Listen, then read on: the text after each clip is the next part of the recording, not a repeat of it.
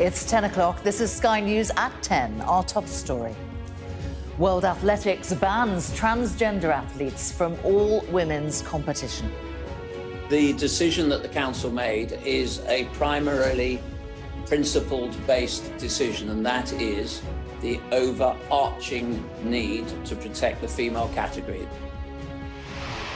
Interest rates rise from 4% to 4.25% after an unexpected rise in inflation. But the Bank of England says the economy is performing better than expected. Mortgages, loans and credit cards could become more expensive, while savers will see greater returns. Also tonight, TikTok is not an agent of China. The social media boss faces hours of tough questions by the US Congress. A city split by war. We have a special report from Taz in Yemen. The end of that road is where the fighting is, no man's land, and dozens of families are living in this area. Trafficked for his organs, a Nigerian senator and his wife are found guilty under the Modern Slavery Act for conspiring to traffic a man to the UK.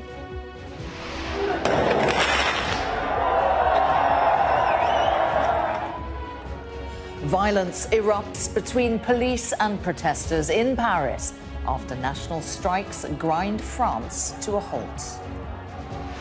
Has it? Well, there's no such thing as society, but there is such a thing as a party, my dear.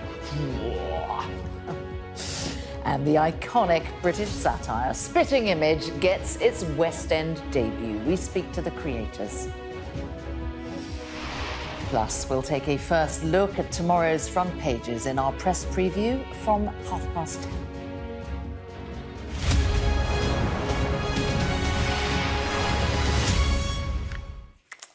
Good evening. The president of World Athletics, Lord Coe, has told Sky News tonight that the organisation's decision to exclude transgender women from female competitions is to protect women in the sport. The ban will include male-to-female transgender athletes who have been through male puberty. But it's a decision that could divide opinion. And the question now is if other sports follow suit. Our sport correspondent Rob Harris reports. Their ideal is sport inclusive for all. But how to balance that with fairness and sporting integrity? For World Athletics, it means no transgender women being allowed in female events. The decision was taken in consultation with a number of stakeholders, including 40 member federations, our coaches, our athletes, and through the Athletes Commission, as well as a range of other community groups, including trans groups, UN experts, the International Olympic Committee, and para-athletics. There are athletes now who feel excluded and discriminated against. What is your message to them as they feel this pain, perhaps? The decision that the Council made is a primarily principled-based decision, and that is the overarching need to protect the female category. This is what our sport is here to do, and I think the Council has done that today. This ruling only covers world ranking events. And World Athletics says there are no transgender female athletes currently in international competitions who've been through male puberty. But the impact of the decision resonates beyond sport. As a population group, trans women are not a threat to women's sport. Trans women are still hugely underrepresented across all levels of women's sport. It is true that trans women maintain some physical advantages over cis women, but these advantages have not led to overrepresentation. World Athletics had initially preferred basing entry to the female category on blood testosterone levels for trans athletes. But ultimately, there was no widespread support for that. Also rejected was having a new open category. That did find backing at this track where hopefuls dream of competing at the 2024 Paris Olympics. As we know, the men's times are so much faster than female times, so I think already you kind of know that they would have some sort of physiological advantage over the female athletes. So I do think it would be better to have an open category and become inclusive as to have no category at all. This is a landmark ruling for sport, a tougher decision than anticipated. Ultimately, World Athletics has followed swimming and rugby in deciding only those female at birth can compete in women's events. Other sports, including football, are still reviewing their transgender eligibility policies. World Athletics will continue to consult transgender athletes and could review its decision. But for now, ensuring an unfair sporting advantage is not gained has been prioritised over inclusion. I'm pleased to say Rob Harris is here in the studio for me now. Lord Coe has said that it's not no forever. It could be reviewed ultimately, but what does it mean for now?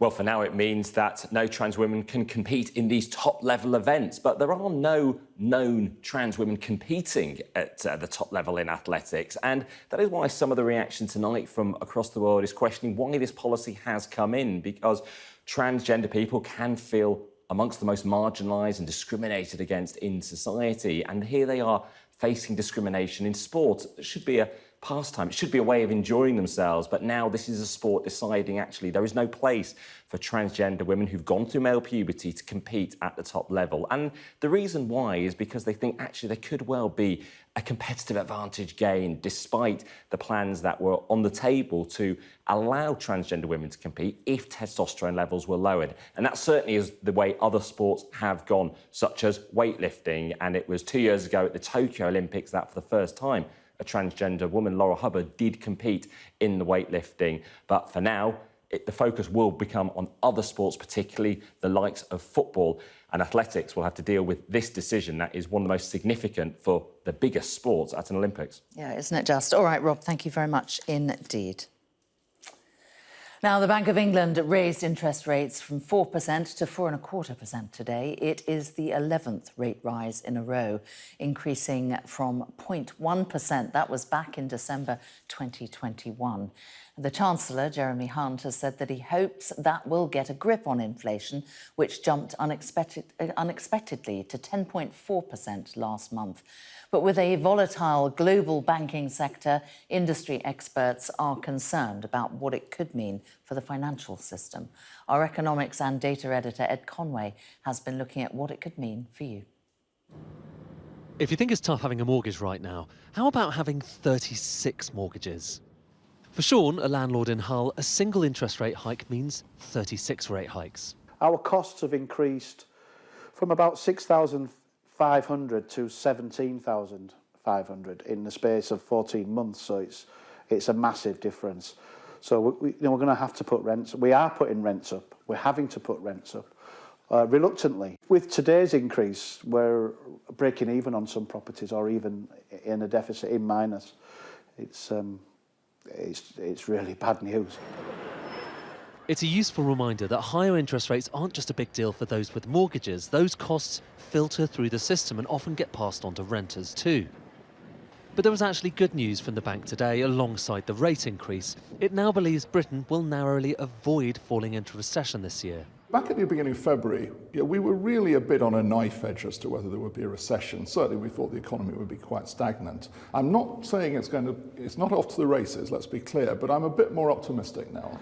But many economists warn that the bank will have to do more to clamp down on rising prices. I certainly wouldn't rule out them going up towards 5%, but I think the MPC have done most of the heavy lifting that they need to do.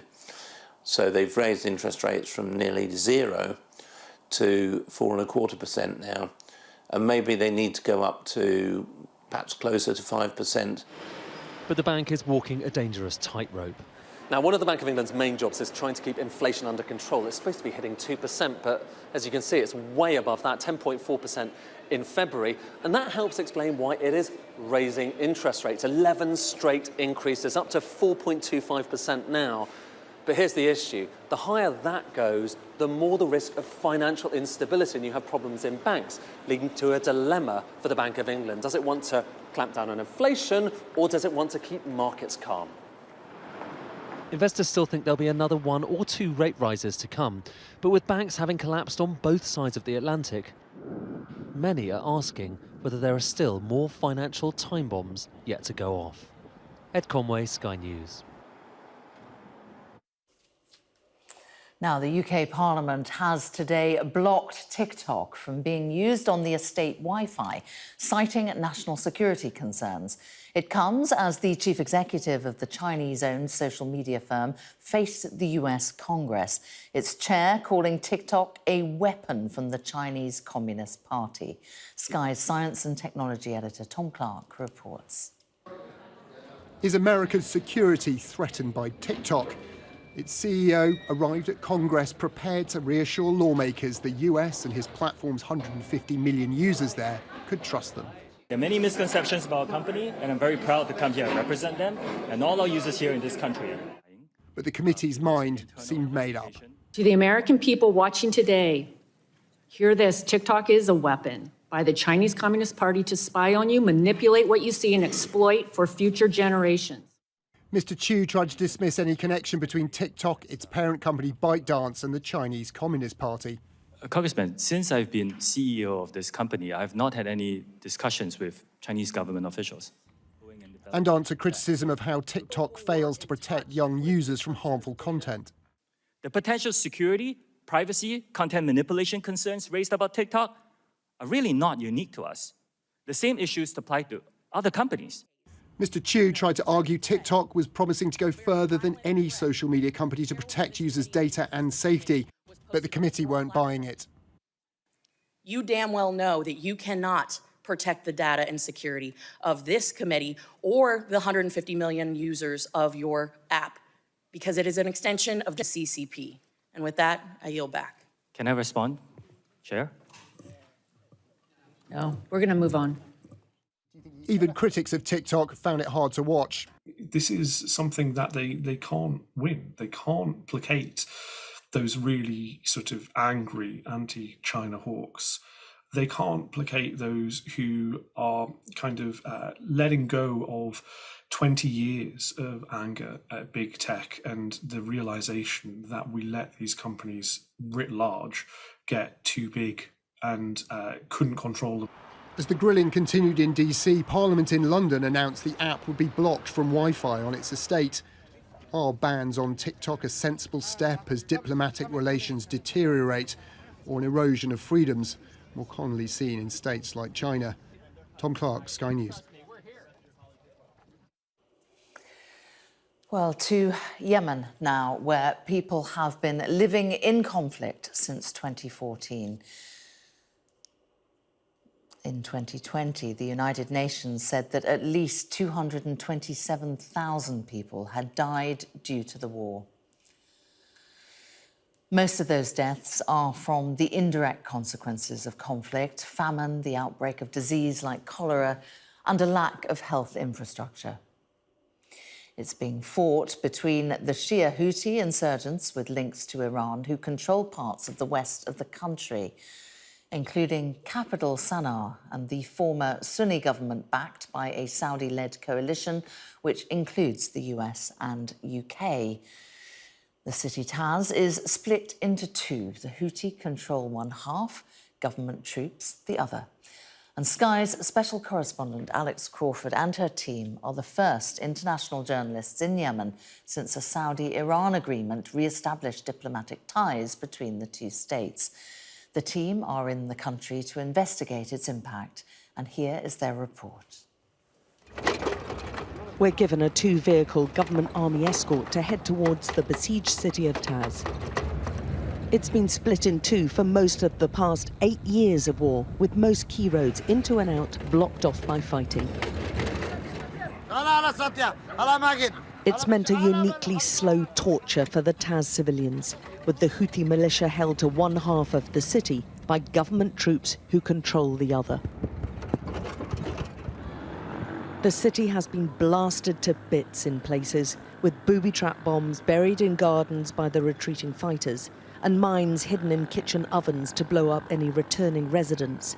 They've been planted down alleyways and left in the piles of rubble and rubbish. The siege has brought parts of Taz to the brink of starvation, yet families are still living here. Mohammed shows us round the bombed-out shopping centre, which is now his home. His family's living in the basement. A lot of damage to every floor that we've visited so far. A lot of hits on just this building alone. Over there is one of the Houthi bases, Mohammed tells us. It's by the old presidential palace. It's from there snipers pick off civilians or fire rockets. 3 of Mohammed's children were born in this siege. They all show signs of malnutrition and spend most of their lives inside. Of course I worry about them, Mohammed says. This isn't a safe place. I don't let them go outside on their own in case there are rockets or anything. Neither children nor pensioners are safe. Kaba was shot in the back by a sniper. Her home's right on the front line and she refuses to be pushed out. I refuse to leave my house, she tells us. I refuse to. The Houthis would shout at me, "Crazy woman, leave your house," but I will never, ever leave. The war has never let up in Taz, and whilst there's increasing optimism about a negotiated settlement for the country, those hopes seem to have halted at the gates of this city. Just to give you an idea of how close they all are living to the front line, at the end of that road is where the fighting is, no man's land. And dozens of families are living in this area. And they've had to put up sheets to try and obscure the view of the sniper who has positioned himself just beyond there. It means constant exchanges between the warring groups. We're defending our land and our families, one tells us. We want peace, another says, but they don't want it. They're killing innocent people and children, and that's why we carry weapons. This intransigence has led to one of the world's worst humanitarian disasters, with starvation, poverty and disease in the hospital wards, homes and streets of Yemen. 3-month-old Ayad is holding on to life by a thread, the youngest of 6 who've all had the same battle to survive, in a country where her mother has to choose between food or medicine when she can pay for neither. My daughter was very weak and we needed to take her to the hospital, she explains. But we didn't have the money, so we had to wait to try to get some, and by then she was unconscious. Those like Fatima want justice too. The mother of 9 knows more than most about loss. They were kids, not fighters. She's talking about her children. 4 of them were blown up in one day. 3 were killed outright. The 4th, only a toddler, lost a leg. Photos of their mutilated bodies are all she's left of her babies. And she's praying for revenge for their violent deaths. She's compiled a file with their details and wants to track down those who fired the mortar shell that killed them as they were playing outside their home. Nothing can ever replace my children, she says.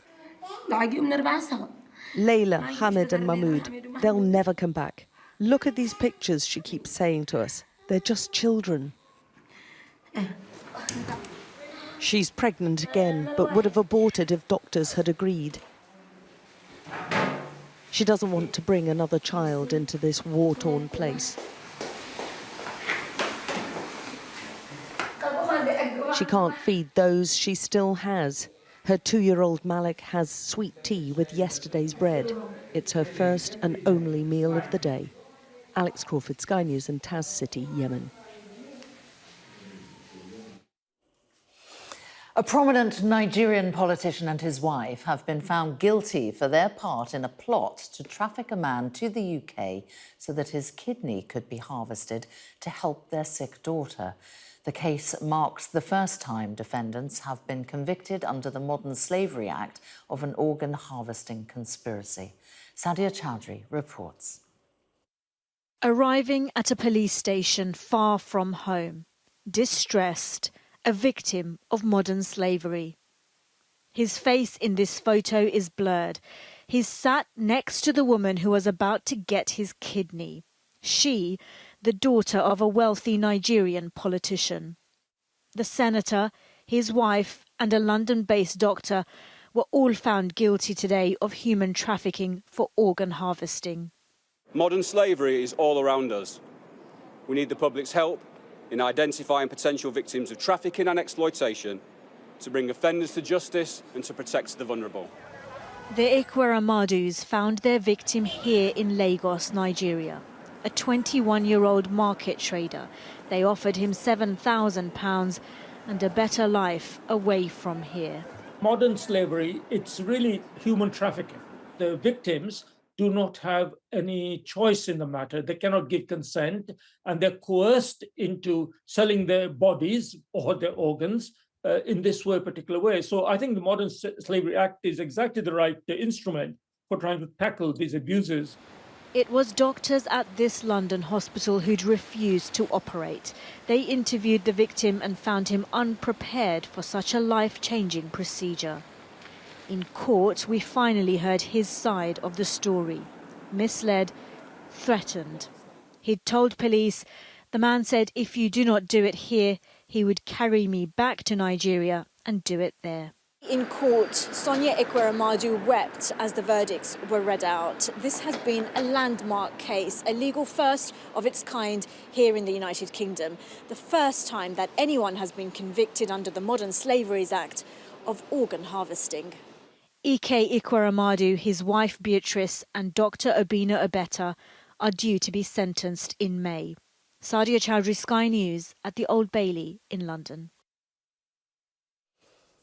Meanwhile, police have fired tear gas in Paris tonight, where demonstrators have protested for a 9th day against changes to pensions and the retirement age. President Emmanuel Macron's used special powers to push the qualifying age up by 2 years to 64. Protesters have gathered in cities across the country, blockading train stations, motorways, refineries and ports. Thousands have taken to the streets in Paris, where there has been major disruption. Adele Robinson is there and has sent this report. This is a political crisis spilling onto Parisian streets as anger turned to violence. Seriously, look what they're doing, this man shouts. With a police force lacking patience and accused of using unnecessary force. A nationwide strike against Emmanuel Macron's plans to raise the retirement age to 64 started off largely peacefully. But frustration over the president pushing through reform without a vote gave this march momentum, and then chaos. Burning rubbish has become a symbol of this unrest, taking a stand against a president who's accused of overruling the will of the people, and it shows no sign of abating. French citizens are questioning their leader's democratic legitimacy. France is a democracy, but just now we feel it's not really a democracy. They compare us to the people that attacked the Capitol in the USA, and I think that it's absolutely disgusting. More protests will coincide with King Charles' visit in a few days, a lavish Versailles dinner likely scaled back. But Macron's argument for reform's economic, insisting it will be law this year, and fanning the flames of an increasingly violent and radical protest movement. Adele Robinson, Sky News, Paris. Well, these are the latest pictures from the southwest city of Bordeaux. That is where the historic City Hall has been set on fire. Dramatic images there. The mayor said he was saddened by what he calls an act of vandalism, but fire services were able to contain that fire. Now, Sir Keir Starmer has shared his tax returns for the last full financial year. He committed to publishing his tax returns just a day after the Prime Minister, Rishi Sunak, had done the same, after a question from Sky's political correspondent, Liz Bates. Now the Prime Minister's published his, I'll publish mine. I hope to be able to do that later on today, so that's very, very straightforward. I'm glad the Prime Minister has published his tax returns. I think that's the right thing to do. Others will obviously analyse those returns. The Labour leader paid more than £67,000 in tax for the year 2021 to 2022. Starmer's tax statement shows that he made capital gains of more than £85,000 in that financial year, on which he paid £23,900 in capital gains tax. The British Medical Association has announced 4 more days of strikes by junior doctors in England over pay. The BMA said that its members will hold industrial action from the 11th to the 14th of April. It claims the government is still refusing to make a credible offer or any offer to resolve the dispute. Gwyneth Paltrow is back in court for the 3rd day of a hearing following claims that she recklessly crashed into Terry Sanderson during a ski trip in Utah in 2016. His daughter, Polly Sanderson Grasham, has testified and described her dad as a fun-loving, gregarious man prior to the incident. She said he's now in a really negative place.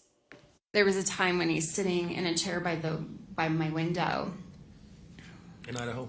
In Idaho, and I almost expected drool to be coming out of his mouth. That was my first real kind of slap in the face of like, something's terribly wrong. Now, the satirical comedy show Spitting Image is going to transfer from the TV screens to the stage this year. The new cast of characters will include the King, Harry and Meghan, Tom Cruise and Boris Johnson. Our arts and entertainment correspondent Katie Spencer has more.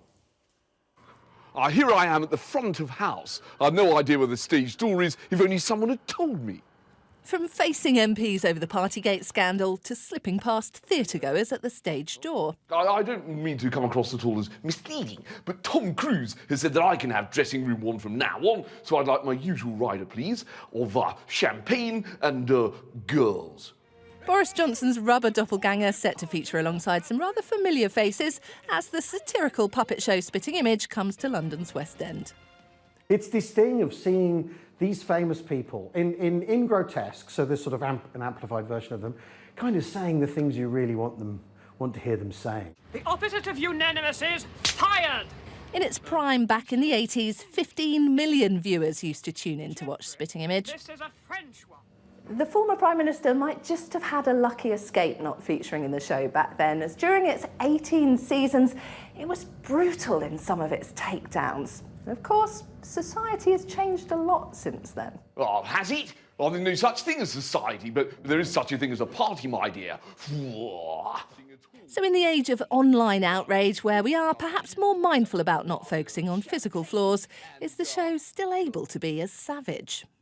People want us to go way, way further. So there are parts of the show that we've made even more outrageous because the public, it's like the Colosseum. People are there and they just want to see blood.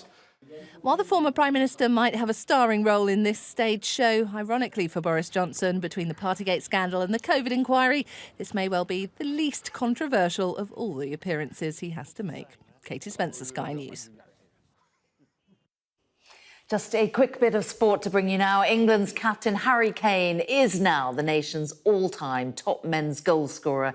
That's after scoring his 54th international goal in a 2-1 win over Italy. Kane scored from the penalty spot just before half-time in a Euro 2024 qualifier in Naples and has now surpassed Wayne Rooney's record. And Northern Ireland got their campaign off to a winning start, beating San Marino 2-0.